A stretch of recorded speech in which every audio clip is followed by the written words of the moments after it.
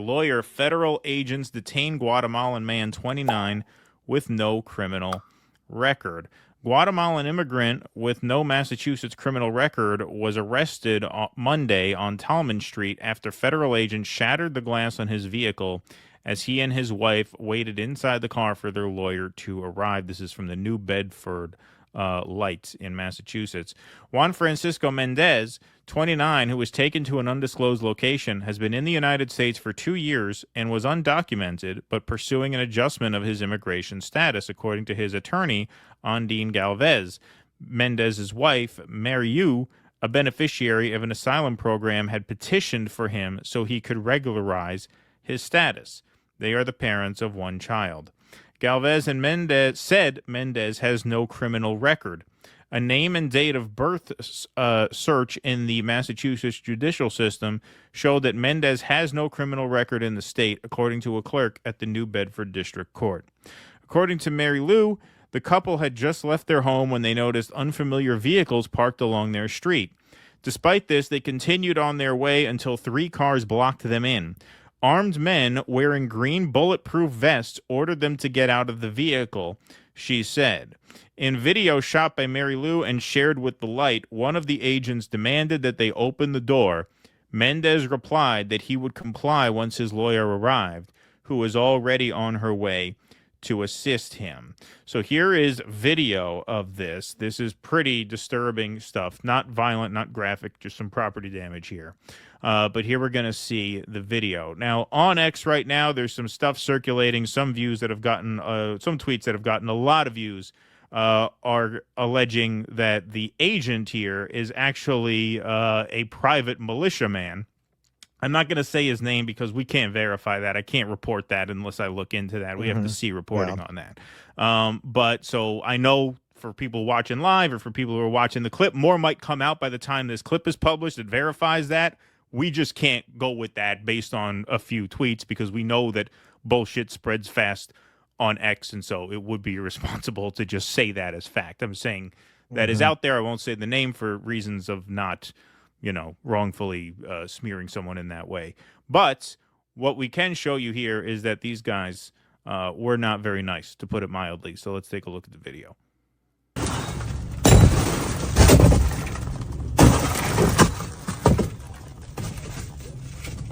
Déjalo ahí.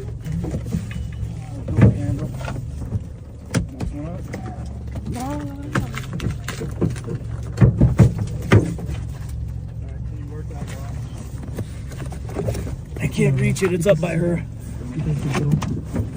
Here you go. No esperaron a que la abogada se presentara, que llegara acá con nosotros y rompieron el vidrio. Broke the window. Y eso no, nosotros también tenemos derecho de estar acá y entonces lo que hicieron fue injustamente. Y se llevaron a mi esposo sin que la abogada esté presente. Mi abogada viene en camino. My lawyer is on her way. I want to talk, just talk. So they stopped him, they boxed him in, and he said, please wait for my lawyer to get here before we talk. And they ran out of patience, obviously. Mi abogada, voy a hablar. But I will only speak once my lawyer arrives. They can't force the door. They can't break the glass. They can't do anything. We're recording them. Tell the lawyer to hurry. She says she'll be here in half an hour. Jesus fucking Christ.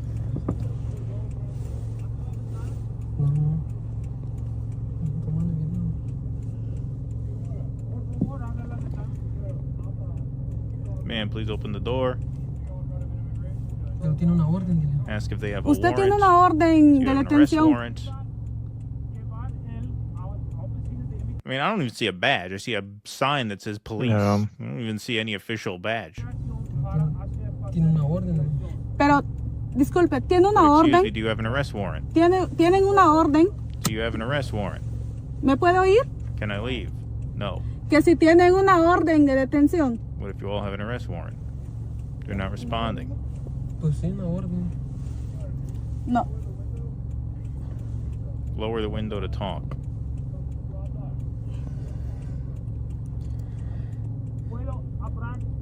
I can open the door. Do you understand me? Sí, Pero que no viene la abogada. Do you want it hard or easy? sí, pero cuando está presente Yes, mi but when my lawyer abogada, is present. lo van a quebrar. Dice. Ah, lo gonna quiero, break lo van it, a they say. quebrar ya ahorita, dice. Tells the lawyer they're going to break it. Ok, voy a grabar video por si acaso sucede. Record a video in case that Okay, happens. gracias. Okay, thank you. Ah, bueno, que lo haga, Juan puto.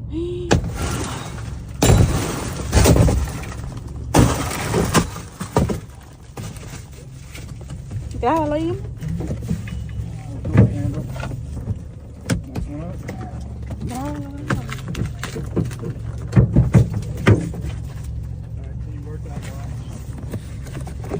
I can't reach it, it's up by her. Here you go. Nos sacaron forzadamente. Forcibly removed A me and mí my y a mi husband. esposo. Me jalaron duro del Pulled me out of the car violently. Nos jalaron. Y mi esposo también lo They treated my trataron. husband Lo very trataron badly. feo. Lo jalaron. Treated me badly too. Feo a él, a mí también. Bueno, yo tengo que ver por mi Now I have to cliente, figure out how tengo we'll que proceed ver with my cómo client. hago, más que seguro This is the lawyer. lo van a poner en Will un most likely be proceso placed before an en frente immigration de la court. Corte de Inmigración, van a tener que pagar fianza We'll have to pay a para bond que in le order to den be de alta. released. El señor va a pasar We'll unos probably días have to en spend a few la days in cárcel, jail. Por la manera brutal Because of the en brutal cual way they ellos lo treated him. trataron. So, están actuando con impunidad. Immigration agents are saben acting que with ellos complete pueden impunity. hacer They know hasta they can even romper break un a vidrio car window mientras while people are personas still están inside. dentro del carro. Imagínate si Can you hubiese imagine if habido there had been niños children in the en el car? carro? It's the most vulgar and brutal Es thing I've ever lo seen. más vulgar, lo más brutal. Me da vergüenza I'm ashamed of what this country has become. este país, lo que se ha convertido. Got Es that una right. pena. It's truly a shame. Yep. And like I said, we don't. I don't know who those people were. They didn't have any badges present. Assuming they're agents and they know where this man is, we will have to wait and see. We're kind of hanging on those details now. Things are unknown, at least to my knowledge. Obviously, there's a possibility more has come to light since we started this stream, since we're 3.5 hours in, and this is a relatively new and developing story. But yeah, man, I mean, when you look at this guy, whoever he is, let's assume he's an agent. Let's assume he's legit. Let's assume he's not an imposter. I know there's some things going around on X right now which we cannot verify. But this is to the point that I showed this tweet, earlier in the stream in another segment. Yeah, the lesson of the Holocaust was not that the Nazis were uniquely evil. The lesson was that anyone can become a Nazi. You're witnessing this with America right now. Yep. That guy could be the guy standing behind you at the supermarket. These are just regular people. They're not all masterminds, This is what happens. And at the rank and file, you have massive numbers of people who support this. This guy was not accused of a crime. This again, Right. and what did we say? We said before Trump was inaugurated, we said, yeah, mass deportations because of the narrative which went totally uncontested by Kamala Harris and the Democrats during the campaign was that there was this open border under Biden. Now, we've spoken to people who study this issue much closer than we do, and they say there wasn't an open border so much as there was just an overflow of people coming in. In other words, you still had checkpoints, you still had people getting harassed at the border, but it was just a matter of volume. I'll take their word for that. But whatever the case may be, the point is, no one on the Democratic side of the aisle even bothered to make the case for humane treatment of immigrants in the campaign. It was a race to the bottom. Kamala Harris put the images of the wall in her ads. It was accepted as a given that it should be open season on immigrants come 2025, no matter who won. Now, obviously, I'm not going to sit here and gaslight you and say that this would have been as bad under Kamala Harris as it is under Donald Trump. That's not the point. The point is, no one bothered to ask questions about, wait a minute, what can we not do to these people? Is it just Right. going to be open season on these people? Like, no one bothered asking that question because people just took for granted, oh, well, the right thing to do is this. And I asked before Trump took office, okay, you take their word for it. For God knows what reason, you take their word for it that they're only going to be kicking in the doors or smashing the car windows of violent criminals. What happens when, as I fucking promised you, what happens when they take it beyond that? How are you going to feel about that? Well, now we're here, and now you have to ask yourself that question. Yeah. Has anyone asked Dr. Phil what he thought about this? Right. Yeah. That is. I mean, there's no other word for it. It's fascism. Like, we're here. It's a fascist country now. Now you do have some people we saw before. I showed somebody who was actually commenting on the Abrego Garcia case, saying this isn't what he voted for, who was a Trump voter. Right. You know, there are some honest MAGA people who are honest constitutionalists who don't like what's going on. I think you have more people who, to the point of that last tweet, they're Nazis, man. They're Nazis. Like, most people will just go along to get along. And particularly, the more disenfranchised they are, the easier it is to suck them into this kind of a very cultish movement where really, you know, there's a lot of debate about what is fascism. I wrote an article for Due Dissidents a few years ago about how the idea that the scapegoat has to be an ethnic scapegoat is a misunderstanding of fascism. You know, at that point, you already had Donald Trump had made a lot of inroads with Latino communities and Black communities. That's no surprise. Like, the scapegoat doesn't have to be racially prescribed, but you need one. You need one because the fascism doesn't actually improve people's lives. So there has to be somebody to blame. You have to blame somebody for all the failures of the system and the administration. So there has to be a scapegoat, but it doesn't have to be white supremacist per se. It just has to be supremacist. Right, exactly.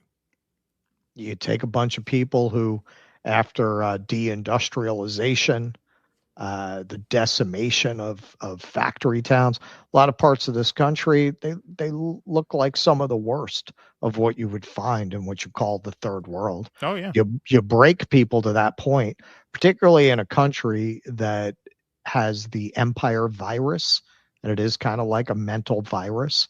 If you go to countries that have never been empires, they're a lot more chill.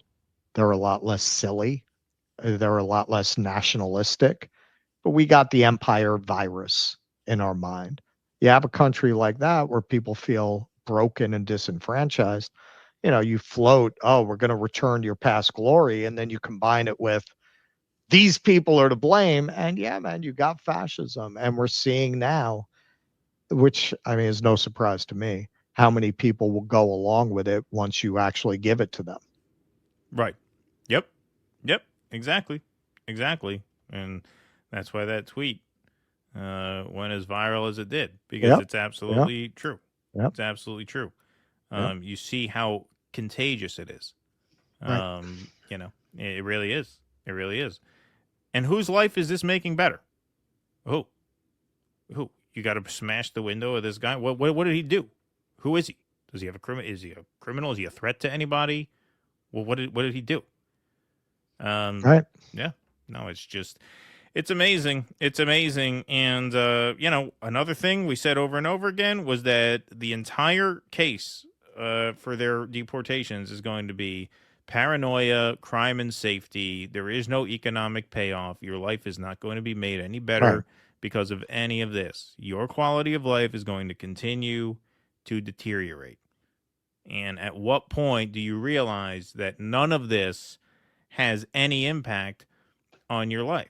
Now, not to be confused with, and this is why I think the fact that they trotted out the mother of that murder victim was so especially shameful, because obviously removing gang members from society who are a threat to public safety, that's a goal that has, like I said, understandable, broad-based support.